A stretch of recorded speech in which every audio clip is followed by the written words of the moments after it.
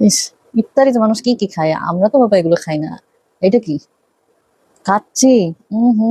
এগুলা খাইলে গলা জ্বলবে, পেট জ্বলবে, গ্যাস হবে, এগুলা বাবা খাই না আমি। এটা কি? কাবাব পরোটা? আল্লাহ, ইফতারিতে এগুলা কেউ খায়? এগুলা খাইলে বুক জ্বলবে, পেট জ্বলবে, গ্যাস হয়ে যাবে। এগুলা খাই না বাবা, এগুলো ইফতারিতে, আল্লাহ মাফ করো। উম এইটা আবার কি? নান রুটি, গোস্ত?